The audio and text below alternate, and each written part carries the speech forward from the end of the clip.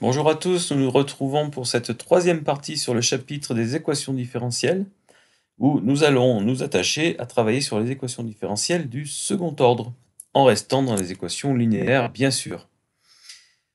Ces équations différentielles du second ordre sont en général solubles, bien entendu, et nous allons nous intéresser dans un premier temps à des équations un peu particulières qu'on appellera dégénérées, c'est-à-dire des équations qui peuvent se ramener au premier ordre.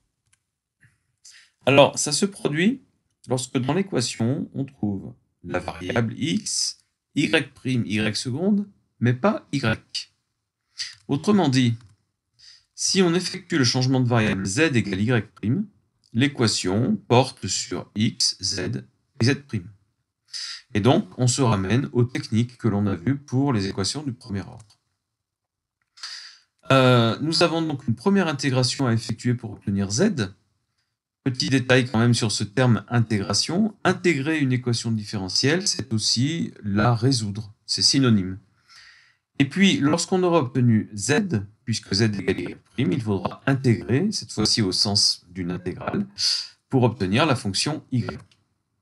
Donc, à la suite de ces deux intégrations, entre guillemets, on va trouver une solution y qui contiendra deux constantes réelles quelconques indépendantes. Un premier exemple est celui-là, résoudre y' égale x, y seconde.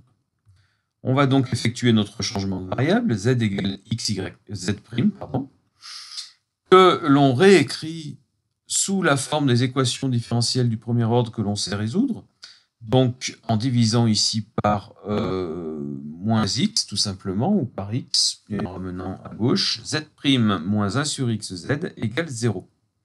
On a affaire à une équation homogène qui va se résoudre donc très directement, z égale constante exponentielle de intégrale de 1 sur x dx. Donc, constante exponentielle de ln x, donc c fois x. Maintenant, puisque z égale c fois x et que en même temps z égale y', quelles sont les fonctions y correspondantes? Eh bien, les primitives de cx. Autrement dit, y égale cx carré sur 2 plus constante. On trouve bien effectivement nos deux constantes réelles quelconques, parfaitement indépendantes l'une de l'autre. Dans un deuxième exemple, y' moins x, y seconde égale x. On a une équation qui n'est plus homogène cette fois-ci, donc ça sera un tout petit peu plus long pour répondre à cette question. Sur z, on a une équation z moins x, z' égale x, que je réécris en divisant par moins x, z' moins 1 sur x, z égale moins 1. Je dois donc trouver zh et zp. zh, solution de l'équation homogène, comme on l'a vu dans l'exemple précédent, est égal à cx.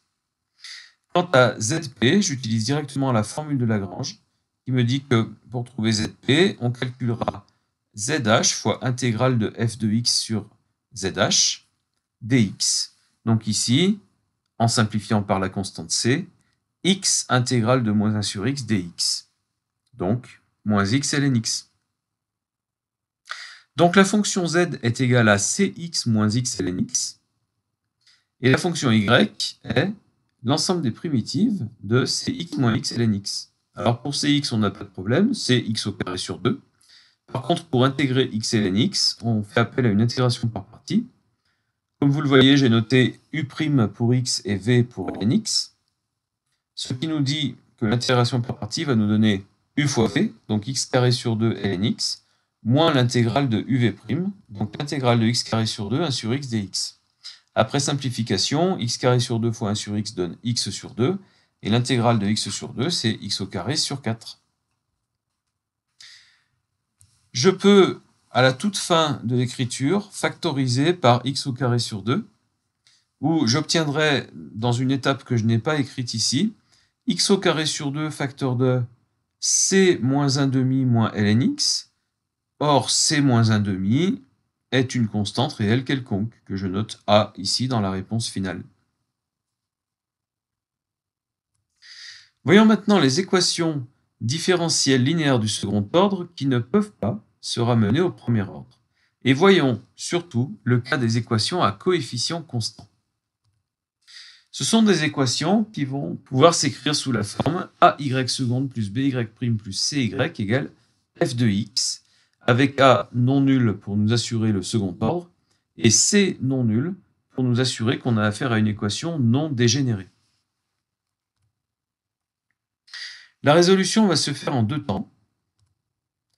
Bien entendu, comme au premier ordre, on résout d'abord l'équation homogène associée, qui est AY seconde plus BY prime plus CY égale 0. De solution générale, Y indice H. Et puis, il va être question de trouver une solution particulière YP de l'équation complète. À la fin, la forme générale des solutions de l'équation complète s'écrit YH plus YP. Donc tout se passe dans la trame comme au premier ordre, avec une forme YH plus YP qui se démontre de la même façon qu'au premier ordre, donc on ne reviendra pas sur la démonstration. Occupons-nous dans un premier temps de l'équation homogène. AY seconde plus BY prime plus CY égale 0. On a vu au premier ordre que lorsqu'on a une équation à coefficient constant, une solution exponentielle apparaît systématiquement. Donc la question peut être ici, est-ce que dans ce cas de figure précis, une solution exponentielle est encore de mise? Et la réponse est oui. C'est-à-dire que si je m'amuse à noter y égale exponentielle de Rx, alors y' vaut R exponentielle de Rx et y seconde vaut R carré exponentielle de Rx. Ce qui signifie que notre équation homogène nous donnerait A R carré plus BR plus C, le tout facteur de exponentielle de Rx, égale 0. Et comme l'exponentielle n'est pas nulle, il faut absolument que AR carré plus BR plus C égale 0. Et là, peut se poser la question du signe du discriminant. Donc c'est ce qu'on va voir ici. Alors, je précise au fait que la séparation des variables est impossible au second ordre. Si on peut toujours écrire y' comme dy sur dx, on ne peut pas écrire y seconde avec une séparation ultérieure des variables. Y seconde, c'est dy' sur dx, donc c'est d de dy sur dx, le tout sur dx. C'est une simple notation et on ne peut pas travailler avec des différentiels à ce niveau-là. Donc, les solutions exponentielles sont valides, c'est là-dessus qu'on va s'appuyer. Comme je viens de l'expliquer, y égale e puissance rx est solution de EH si et seulement si AR carré plus BR plus C égale 0. Ce polynôme AR carré plus BR plus C va être appelé polynôme caractéristique de l'équation homogène. Alors, il y a évidemment trois cas de figure possibles. Le premier est celui où le discriminant est strictement positif. À ce moment-là, deux réels petits r existent, que l'on note R1 et R2 bien entendu, donc le polynôme admet deux racines réelles. Ça signifie qu'il existe deux fonctions exponentielles qui sont solutions de l'équation homogène, e puissance R1x et e puissance R2x. À ce moment-là, on montre facilement qu'une combinaison linéaire des deux, celle qui vient d'apparaître, est aussi solution de EH, et on montre aussi, c'est un petit peu plus délicat, que n'importe quelle solution de EH prend forcément cette forme-là. Alors, ça tient lieu au fait que l'ensemble, ou plutôt l'espace des solutions d'une équation différentielle du second ordre est un espace vectoriel de dimension 2, et que nous avons dans e puissance R1x et e puissance R2x une base de cet espace. Donc, n'importe quel élément solution de l'équation différentielle va avoir des coordonnées dans cette base. Ici, les coordonnées sont grand A et grand B. Et il ne peut pas en être autrement. Donc, nous n'irons pas dans le détail de ces structures-là à partir du moment où ça relève d'un niveau un petit peu plus compliqué, un petit peu plus élevé en mathématiques. Deuxième possibilité, delta est strictement négatif. Lorsque on a une équation du second degré à coefficient réel et delta strictement négatif, alors nous obtenons deux racines complexes qui sont de plus conjuguées. Effectivement, la formule moins b plus ou moins racine de delta sur 2a est toujours d'actualité. La partie réelle ici va être moins b sur 2a, ce que je note alpha, et la partie imaginaire bêta sera racine carrée de moins delta sur 2a. Effectivement, racine carrée de delta, lorsque delta est négatif, peut s'écrire i racine carrée de moins delta. À ce moment-là, la combinaison linéaire des deux exponentielles que l'on obtient est toujours d'actualité et est toujours la solution générale. Sauf que dans nos exponentielles, nous avons cette fois-ci des nombres complexes. Donc il serait dommage d'en rester là et d'écrire une fonction réelle avec des écritures complexes. Par contre, si on décompose R1 et R2 en alpha plus I bêta et alpha moins I bêta, on s'aperçoit que cette forme-là peut se factoriser par E puissance alpha x, que l'on va pouvoir donc sortir de l'écriture. Et il va nous rester une combinaison linéaire de E puissance I bêta x et E puissance moins I bêta x. Cette combinaison linéaire, grâce aux formules d'Euler, peut toujours être transformée en une combinaison de cosinus bêta x et sinus bêta x. Je vous laisserai tenter par vous-même de chercher la justification de ce passage-là. Mais la forme que nous emploierons, qui est surlignée en bleu ici, est celle-ci. YH à ce moment-là est égal à E puissance alpha x facteur 2 a cosinus bêta x plus b sinus bêta x. Je précise aussi que, puisque j'ai deux possibilités pour bêta, l'une positive, l'autre négative, ça vient de l'écriture initiale des deux racines, j'ai mon plus ou moins, je pourrais choisir celle que je veux, avec un signe plus ou un signe moins. Et je dirais, en fait, ici, peu importe, parce que sans tenir compte d'une valeur bêta quelconque, cosinus x est égal à cosinus moins x. Donc, que vous écriviez le cosinus d'une valeur ou le cosinus de son opposé, ça ne changera rien. De l'autre côté, sinus x est l'opposé de sinus moins x. Donc, si jamais on utilise une valeur négative à la place d'une valeur positive dans le sinus, eh bien, ça va donner un signe moins devant la constante b. Mais moins grand B est aussi une constante réelle quelconque. Donc, je peux tout à fait la transformer en plus une autre constante réelle quelconque, c'est-à-dire son opposé. Bref, cette écriture est une écriture générale, quel que soit le terme bêta qu'on décide d'employer. Donc, mon conseil, c'est employer la valeur positive de bêta. Le cas delta égale 0 est un petit peu plus compliqué à expliquer, et donc là, on fera confiance au résultat. Nous avons affaire à une racine réelle, petit r, qui vaut donc moins b sur 2a, bien sûr, mais l'exponentielle de Rx n'est pas suffisante pour rendre compte de toutes les solutions YH. Comme je l'avais dit plus haut, l'espace des solutions d'une équation différentielle du second ordre est un espace de dimension 2. Et donc, il a pour base un couple de fonctions, qui sont chacune solution de l'équation, bien sûr, et surtout des fonctions linéairement indépendantes. C'est un petit peu comme chez des vecteurs. Si vous prenez deux vecteurs qui sont linéairement dépendants, c'est-à-dire collinéaires, ils ne peuvent pas former une base d'un espace de dimension 2. Alors ici, on montre, et vous pourrez le vérifier par contre, que la fonction e puissance rx est effectivement solution de l'équation homogène, mais également que la fonction x puissance rx en est une. Et de plus, e puissance rx et x puissance rx sont linéairement indépendantes. Elles ne sont pas proportionnelles entre elles. Donc la forme ax plus b e puissance rx est une des formes possibles d'écriture de YH. Voyons maintenant des exemples. Un premier exemple ici, 3y secondes plus y' moins 2y égale 0. Pour rechercher YH, j'écris le polynôme caractéristique pour bien l'avoir sous les yeux, 3r carré plus r moins 2. Son discriminant vaut 25, il est strictement positif, les racines se trouvent rapidement, moins 1 et 2 tiers, et donc je n'ai plus qu'à écrire directement ma solution YH.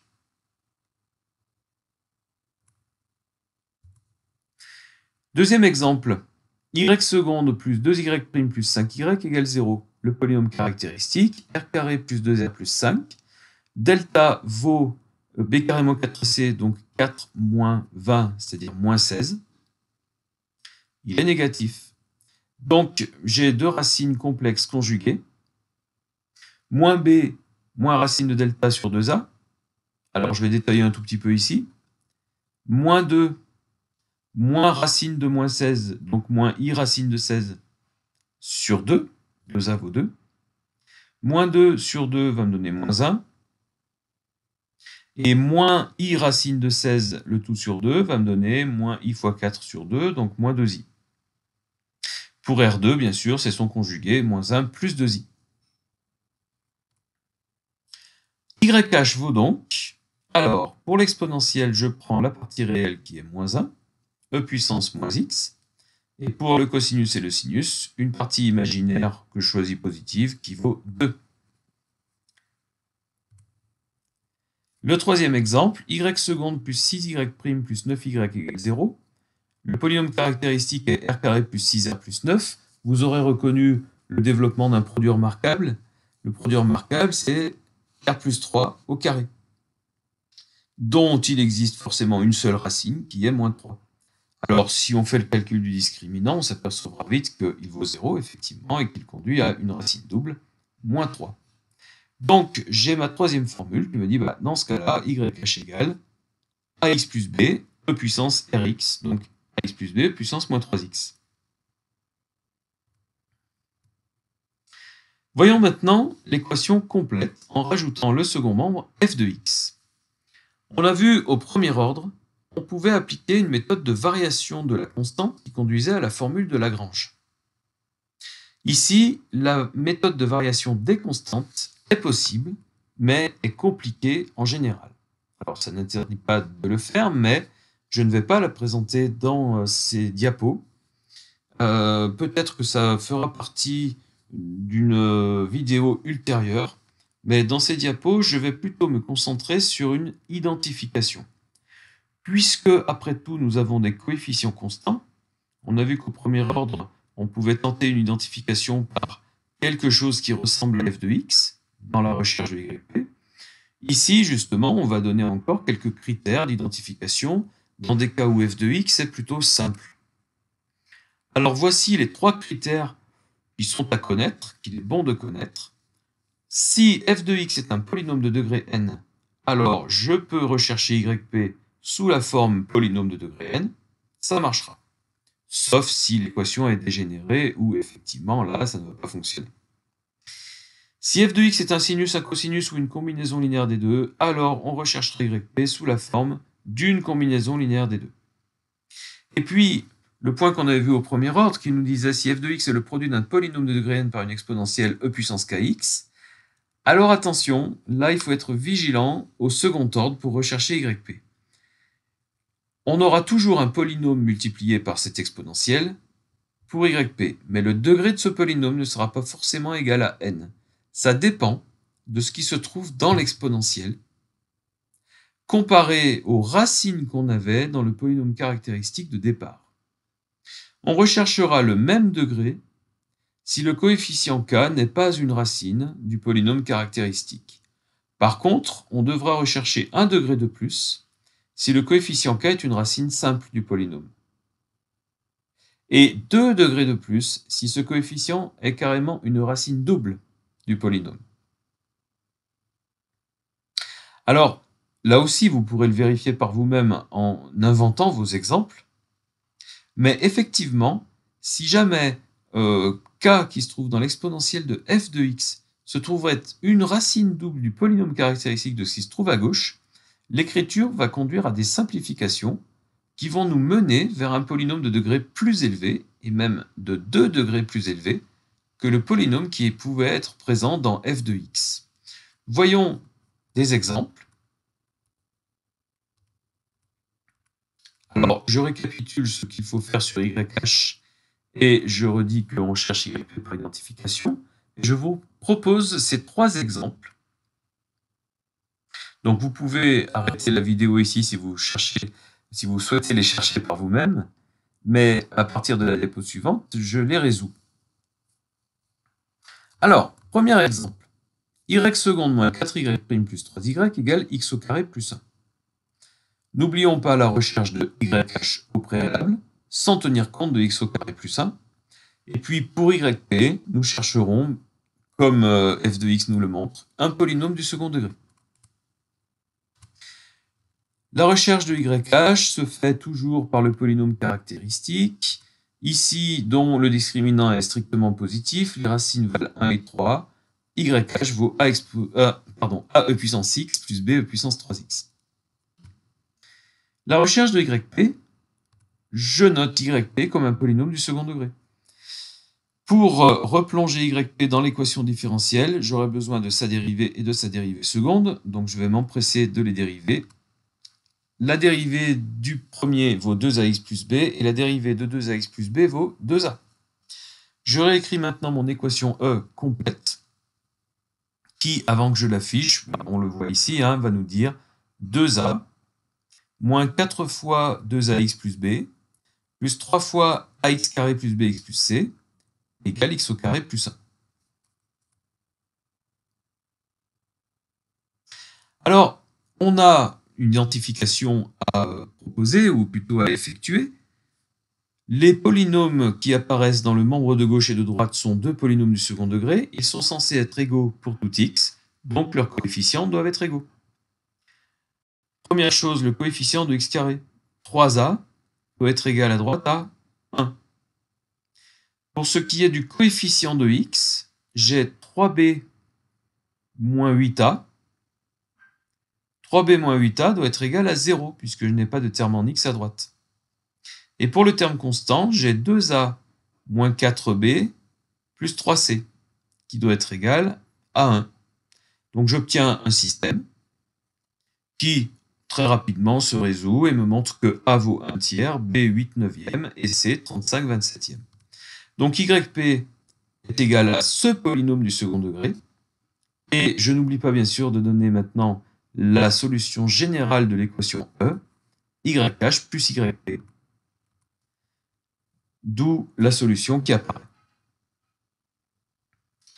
Alors on a vu le cas de figure où f de x est un polynôme, très bien. Voyons maintenant le cas de figure où f de x est un sinus ou un cosinus ou une combinaison des deux. Avec sinus x, la recherche de YH me montre un polynôme caractéristique r carré plus r plus 2, dont le discriminant va être négatif. Le discriminant ici vaut moins 7. Les racines sont donc 1 plus ou moins i racine de 7 sur 2. Alors, pardon pour l'erreur de signe au fait. Bien sûr, il s'agit de moins 1 plus ou moins i racine de 7 sur 2.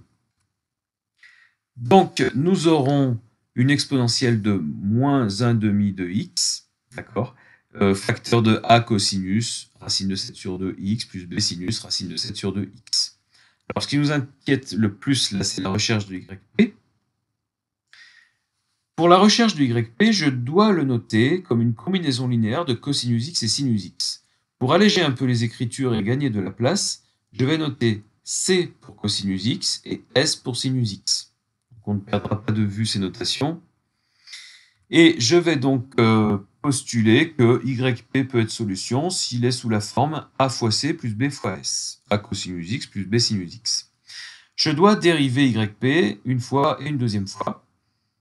La dérivée y' vaut moins AS plus BC. La dérivée seconde vaut moins AC moins BS. Alors bien entendu, si vous dérivez deux fois une combinaison de cosinus et de sinus, vous devez trouver l'opposé de la fonction de départ. C'est ce qui se produit toujours avec ces fonctions trigonométriques. Bien, je replace tout ça dans mon équation différentielle de départ, qui devient moins AC moins BS moins AS plus BC plus 2AC plus 2BS égale S. Je me retrouve avec l'égalité pour tout x de deux combinaisons de sinus et de cosinus, et comme pour les polynômes, les coefficients doivent être égaux. C'est-à-dire que le coefficient du cosinus à gauche doit être égal à celui qui se trouve à droite, autrement dit 0. Et le coefficient du sinus à gauche doit être égal à 1, puisque à droite j'ai 1 sinus x. D'où mon système, qui va se résumer, après simplification, à a plus b égale 0, coefficient du cosinus, b moins a égale 1, coefficient du sinus, dont on trouve très rapidement la solution, a égale moins 1,5, b égale 1,5. Donc YP est égal à moins 1,5 de cosinus x plus 1,5 de sinus x. Et je n'ai plus qu'à réécrire la somme YH plus YP pour donner ma solution générale de l'équation différentielle. Toujours moyennant cette erreur de signe dans l'exponentielle. Le troisième exemple va me montrer un polynôme multiplié par une exponentielle. Donc j'ai ici pour f de x, x carré plus 1, e puissance x. Alors, résolvons d'abord l'équation homogène avec un polynôme caractéristique dont le discriminant est nul. Vous reconnaissez peut-être encore là le développement d'un produit remarquable. Il s'agit de R-1 le tout au carré. Donc j'ai une racine double qui vaut 1. YH vaut donc AX plus B, E puissance 1x. Donc E puissance x. Et là, je me rends compte pour la future recherche de YP que la racine double de mon polynôme est également le coefficient qui se trouve dans l'exponentielle de f de x.